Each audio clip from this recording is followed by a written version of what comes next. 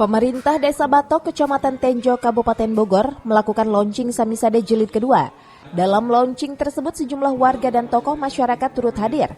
Pemerintah Desa Batok kini membangun akses jalan Kampung Cilacap.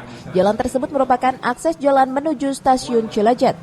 Sementara itu pemerintah Desa Batok langsung melakukan peletakan batu pertama dan menerbangkan balon ke udara sebagai tanda dimulainya pembangunan betonisasi jalan tersebut. Kepala Desa Batok Atta Sudrajat memaparkan, dalam kegiatan ini pemerintah Desa Batok melaunching program Samisade yang digelontorkan oleh pemerintah Kabupaten Bogor pada jilid kedua di tahun 2022.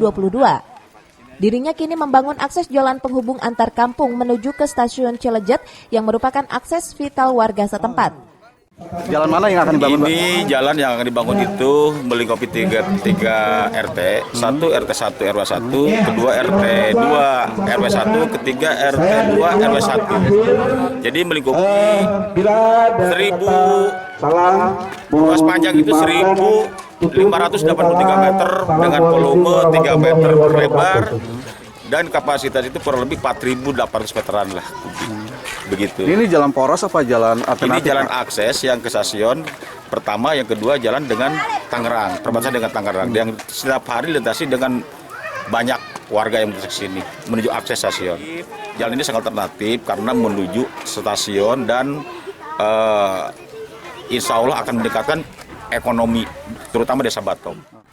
Lebih lanjut, Atta juga menuturkan bahwa program Samisade ini sangat bermanfaat bagi warga. Dirinya sangat berterima kasih kepada pelaksana tugas Bupati Bogor yang kini melanjutkan program dari Ade Yasin.